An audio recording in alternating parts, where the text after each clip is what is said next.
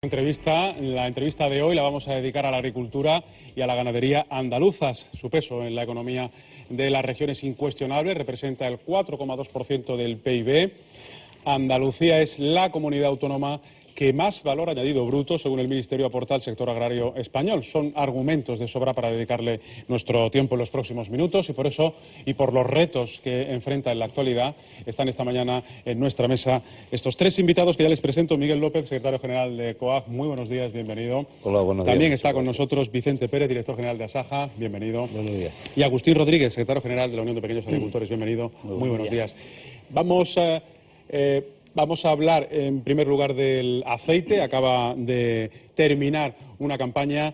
El aceite es uno de los tres subsectores principales de la agricultura andaluza, junto a las frutas y las hortalizas. Decía que acaba de terminar una campaña que merece hacer un análisis especial. Ha sido una campaña corta, pero eso puede no hacer que suban los precios. Vamos a verlo. Lo primero, como siempre, nuestra radiografía desde Jaén nos informa Juan Armenteros. Adelante, Juan.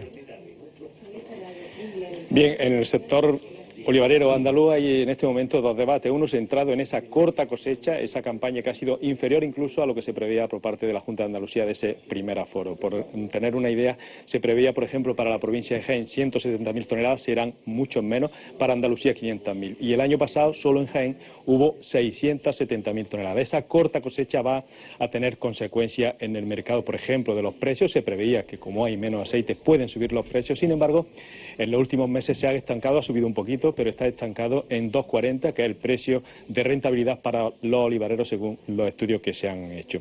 Otra consecuencia de esa corta cosecha va a ser el número de jornales que va a disminuir. Se estimaron en torno a 5 millones de jornales menos. La principal consecuencia de esa disminución de jornales es que en algunos casos los jornaleros no podrán llegar a esas 35 peonadas necesarias para el subsidio agrario. Por eso ya se han movilizado, por ejemplo, algunos alcaldes de la provincia de Jaén han reivindicado que se bajen esas jornadas necesarias o incluso que desaparezcan para que se pueda seguir cobrando el subsidio agrario. Otra consecuencia que se prevé de esa corta cosecha, que puede faltar aceite de olivas para el próximo año, a pesar de que el año pasado fue una cosecha récord, que se superaron 1.600.000 toneladas, pues hubo un remanente, que es el enlace que se considera de campaña, desde que una termina hasta que la otra empiece, de unas 600.000 toneladas, pero la corta cosecha de este año puede hacer que falte aceite en el mercado. Incluso algunas organizaciones agrarias como Asaja o UPA ya se han atrevido a dar algunas cifras y se estima que puede faltar en torno a 100.000 toneladas de aceite de oliva. El otro problema que se está debatiendo en el sector olivarero, pues como no, la reforma de la PAC, la reforma de la política agraria comunitaria, que entrará en vigor en el 2014 y que va a tener importantes consecuencias para la provincia de Jaén, sobre todo de cara a las subvenciones, porque esa subvención del olivar va a depender de esa negociación de la política agraria comunitaria. Se va a reducir la subvención al olivar, eso es lo que se comenta en todos los foros, incluso se da algunas cifras. En la Comisión Europea se está hablando de reducir esa subvención de 600 euros por hectárea, que se está dando actualmente, a 100 euros por hectárea. Incluso algunas organizaciones agrarias como COAG ya han estimado que en la provincia de Jaén eso supondrá una merma de en torno a 300 millones de euros solo para la provincia de Jaén en pago de subvención del aceite de oliva. Gracias, Juan. Esa es la foto que a esta hora nos deja un sector tan importante. Hemos visto, según lo que nos decía Juan Armenteros, que las peonadas, el posible aumento de precios, la reforma de la PAC. Vamos a ir analizando algunos de esos retos, señor López. Sí, bueno, no cabe duda que, hombre, un sector como el del olivar, que concentra casi el 47% de los ingresos que recibimos de la Unión Europea en ayudas PAC, que sustenta a más de 400 pueblos, y no hay que olvidar que casi el 60% de la población andaluza vive en el medio rural, por tanto tiene un componente de gestión territorial y de fijación de la población al territorio tremendamente importante, además del empleo que genera. Pues yo diría que bueno, es un sector que es vital, y no cabe duda que la propuesta que hay en estos momentos encima de la mesa, si es lo que plantea la Comisión, estamos hablando de una reducción de un 11%, si es lo que plantea el presidente del Consejo, Van Rompuy, estamos hablando de una reducción del 16%, y a mayores, si el Ministerio aplica una reforma con carácter vertical, es decir, donde la ayuda al sector del olivar sea lo mismo en cualquier territorio del Estado español, sin tener la diferenciación que hoy existe por un mayor una mayor producción en Andalucía, pues significa que estaremos cediendo derechos a mayores desde Andalucía y por tanto vamos a tener un palo en términos económicos que va a condicionar mucho el desarrollo económico nuestro. Porque para que la audiencia lo entienda, la reforma que plantea la Comisión sobre la PAC es reducir las ayudas a la producción, eliminarlas y centrarse en ayudas por hectárea. Sí, no por producción, ¿no? Eso puede suponer un 10% menos a nivel global, ¿no?, de ingresos para los agricultores. Todavía lo que es el presupuesto no se conoce. Afortunadamente, tras la primera propuesta que hizo Rompuy, que era totalmente desastrosa para nosotros y especialmente para el olivar andaluz, esta propuesta parece que se ha venido un poquito atrás, se ha pospuesto al próximo mes de febrero, que será cuando se reúnan en la Unión Europea para ver si ya se consiguen poner de acuerdo los miembros de la Unión Europea en cuál va a ser el presupuesto que se va a dedicar a la agricultura, y a raíz de ese acuerdo será cuando se empezarán a hacer todas las normativas que haya que hacer. Afortunadamente, como digo, las primeras propuestas parece que se han quedado paradas, incluso han ayudado en que se han formado unos bloques, como es el bloque Francia, España, Italia y ahora se ha sumado Alemania, que son los países más agrícolas de la Unión Europea, que no están dispuestos a admitir este tipo de reducciones tan importantes, porque no cabe duda de que darían al traste con nuestra agricultura.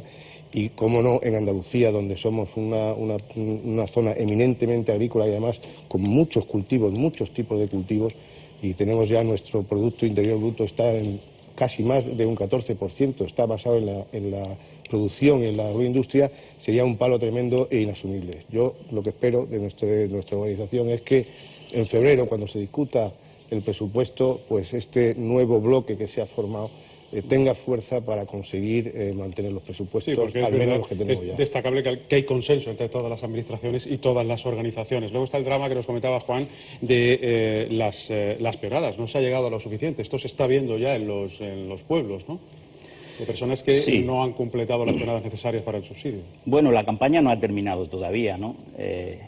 Lo decía muy bien Juan Armentero, estamos por debajo incluso del aforo, pero centrándonos un poco en el tema de la reforma, no es solo una cuestión de recorte presupuestario, sino el modelo de ayudas en sí que plantea la Unión Europea, una filosofía de una ayuda lineal en un cultivo en Andalucía donde representa el 50% precisamente de las ayudas que recibe Andalucía, y el sector que el número de activos más ocupa en Andalucía puede ser una catástrofe en términos de ayuda y una reducción que puede oscilar entre el 35 y el 50% dependiendo qué tipo de explotación. Pero ni siquiera eso es la cuestión tampoco más seria, sino que la propuesta de reforma abre la puerta a todo tipo de hectáreas que se declaren, con independencia de que produzcan o no produzcan.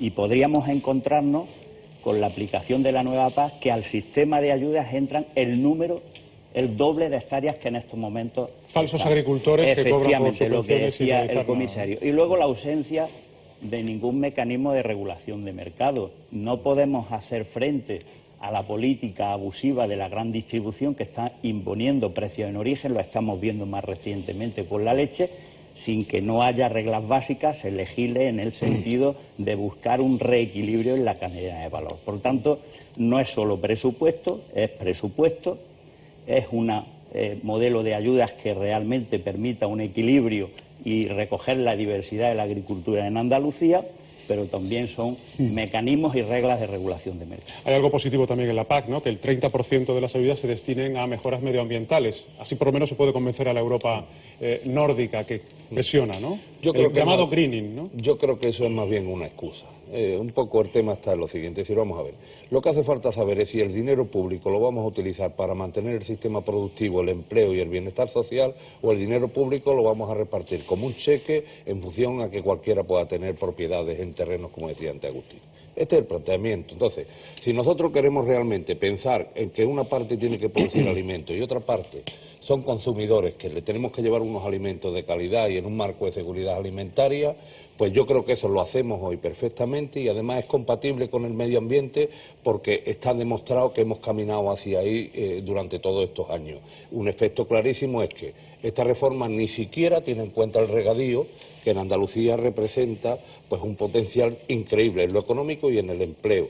Y hemos hecho una apuesta de inversión tremenda, sin embargo no está considerada esta apuesta. Yo creo que una propuesta que se ajusta a la Europa del Norte, que ya se han posicionado en los sectores continentales, es decir, en azúcar, leche, cereales, y la agricultura mediterránea, pues no quieren que sea tan competitiva y están abriendo los brazos incluso hacia el Magreb, como estamos viendo, para buscar nuevos centros de colaboración que interese al capital y a la especulación europea. Vamos a hablar luego precisamente del Magreb, pero como tenemos que tocar muchos temas, uno de ellos es la normativa de calidad del cerdo ibérico. Ahí sí Andalucía está recibiendo aparentemente buenas noticias, ¿no? Porque se va a fijar una norma de calidad que beneficia al cerdo ibérico. Afortunadamente en Andalucía tenemos una postura común, todas las organizaciones agrarias y la Consejería de Agricultura y Medio Ambiente, que se ha llevado al Ministerio. El Ministerio presentó una primera propuesta que era bastante mala para el sector. Ahora ha presentado una nueva propuesta que ya ha tomado en cuenta muchas de las cosas que nosotros le habíamos apuntado por dónde debería de ir la norma de calidad del cerdo ibérico. Tengo que decir, y lo hilo con el greening que estábamos hablando, que en Andalucía, ¿qué nos van a decir de greening? Si tenemos cientos de miles de hectáreas de zonas protegidas, si tenemos 1 millón y pico de hectáreas de la dehesa, que es uno de los parajes y los ecosistemas más importantes que hay, no nos pueden venir a hablar de greening cuando estamos demostrando a Europa entera y al mundo entero cómo producimos nosotros, cómo hemos sido capaces de alternar zonas importantes de cultivos intensivos, de regadíos, de costa, de montaña, olivares intensivos, medio intensivos, de montaña también. O sea, yo creo que tenemos un modelo territorial extraordinario, una serie de pueblos donde vive la gente. Tenemos pueblos con 30.000 habitantes, con 20.000 habitantes, muchos pueblos. Entonces, vayamos yo lo que le pido a la Unión Europea es sentido común y que vea la realidad de nuestra zona productiva y qué es lo que estamos haciendo. El cerdo ibérico, perdón. Sí, da la impresión de que nunca se acaban con los problemas en relación a la Unión Europea, porque basta recordar la primera crisis precisamente del aceite de oliva a finales de los 90, ¿no? Y todavía seguimos planteando reformas a un sector como ese. Pero hemos conseguido dos productos, el aceite de oliva precisamente y el cerdo ibérico que acabamos de nombrar, que son de altísima calidad, de primerísima calidad y además cultivados en el medio rural de una forma muy natural. Yo creo que esto es lo que ahora tiene que ver también la Unión Europea, que es lo que estamos haciendo aquí y que es lo que verdaderamente merece la pena. Citábamos antes el caso del Magreb. La UPA es especialmente activa contra la entrada de tomate marroquí, la UPA y el resto de organizaciones también, por supuesto. En esta cuestión hay que exigir más controles a la Unión Europea. Está ocurriendo, como decía usted, que hay ciertos intereses en potenciar otros mercados para perjudicar el nuestro. Es que no hay controles, es que no se cumple ni siquiera lo que se firma. Ese es el problema con los acuerdos, en este caso con Marruecos, Y por tanto es claramente una estrategia. Si se está debilitando la agricultura y la ganadería en Europa, al final hay que abrir una puerta para introducir productos procedentes de otros territorios. Eso es lo que está pasando. No hay una apuesta clara por la agricultura y la ganadería. Y se ha visto a partir de la reforma de la Agenda 2000, ¿no? Se ha recortado permanentemente el presupuesto, vía congelándolo como ahora, y lo que se está viendo es que del presupuesto 100 de la Unión Europea, que la agricultura representaba el 50%, estamos ya por debajo del 40%, ¿no? Porque no se está considerando la importancia que debería tener desde el punto de vista de seguridad alimentaria, de garantizar la soberanía alimentaria, incluso de mantener una actividad en el medio rural, porque es la agricultura. Pero sigue habiendo, como decía el señor López, personas que alimentar. Sí, se está buscando en otros mercados. Pero la excusa además aquí siempre es la misma, Bruselas, no. En la reforma de la PAC que tenemos encima de la mesa, el Estado miembro, España, tiene que pelear por tener capacidad normativa para decidir aquí la fórmula, porque en Bruselas sobre todo lo que se va a decidir es el presupuesto, pero luego está todo el resto, y por tanto siempre hay una estrategia de refugiarse detrás de Bruselas para no asumir las competencias. O sea que entonces hay que negociar una PAC, pero además pedir un plan nacional sobre el campo, ¿no? Sobre la agricultura y la ganadería, una estrategia paralela. Mira, en la línea de lo de Marruecos, aquí hay una cuestión básica y fundamental. Si firmamos un acuerdo y establecemos un marco legal, lo que hay es que cumplir. Hay unos contingentes, hay unos calendarios, hay unos precios de entrada y hay unas sanciones previstas si es que esto no se cumple. Por lo tanto, la cuestión es que aquí lo que se ha producido ha sido evasión fiscal. Aquí se han perdido 40 millones de euros que se concentran en provincia y media prácticamente y en un periodo de no superior a un mes. Entonces eso destroza cualquier economía, destroza cualquier planificación y destroza el campo en un cuarto de hora. Y esto es lo que no podemos permitir. Y entonces, claro, lo que decía Agustín, que yo entiendo perfectamente es, vamos a ver, Bruselas ha establecido un marco, exíjase que se cumpla ese marco. Y entonces que se sancione a Marruecos porque ha incumplido el acuerdo. Y no precisamente que se convoque un comité de relaciones, vete a saber hasta qué punto, para darle a esto una cierta normalización y entender que Marruecos tiene que estar en un estatus de estatuto avanzado, de una relación casi de país que va a ingresar en la Unión Europea sin que vaya a ingresar nunca, a ver si mañana puede acceder a los fondos comunitarios, es decir, establecer unas relaciones que al final lo que trae por detrás es un trueque. Queremos colocar allí a otros intereses económicos y vamos a machacar la agricultura de camino. Entonces, yo creo que esto de verdad tiene que erradicarse, porque así es imposible poder trabajar. Señor Pérez, citaba usted antes, la ganadería puede ser la más perjudicada en la reforma de la PAC porque no hay ayudas por cabeza. Pues, no hay pues fíjese si para animales estabilizados, ¿no? Fíjese si es perjudicada hasta ahora que en los documentos que conocemos ni siquiera se nombra la ganadería. Es un tema sangrante y es uno de los temas en el que yo creo que todas las organizaciones agrarias también estamos coincidiendo en que no puede ser, porque precisamente la ganadería y sobre todo la ganadería en Andalucía, la mayor parte de ella es una ganadería extensiva, muy respetuosa con el medio ambiente. Antes hablaba de las dehesas, tengo que volver a hablar de ellas porque es donde mayoritariamente está nuestra ganadería. Y tenemos no solamente el cerdo ibérico, tenemos una provincia, por ejemplo, como Cádiz, que la gente no sabe, que es la provincia donde más ganado vacuno hay de España. Aunque luego en el norte a lo mejor haya más ganado en conjunto, pero como cabezas de ganado, pues en Cádiz es una de las provincias donde más ganado hay, no, es la que hay más ganado hoy de España. Huelva, por ejemplo, en relación es la provincia más forestal de España. O sea, tenemos unas verdaderas joyas que tenemos que cuidar. Y ahí es donde entraba la ganadería, que era lo que tú me comentabas. El hecho de que no haya ningún tipo de normativa que ampare nuestras ganaderías, pues, ¿qué trae como consecuencia? Lo primero es que estamos viendo que no hay relevo generacional, en general en la agricultura, pero en la ganadería mucho menos. O sea, hoy día nadie quiere continuar con la ganadería de su padre o tiene aspiración de ser ganadero. ¿Por qué? Porque no es atractivo, porque no se gana dinero, porque es una pensión que no merece la pena. Entonces yo creo que el modelo, que vuelvo a insistir en que Europa lo que tiene que plantearse es el modelo territorial que quiere que tengamos.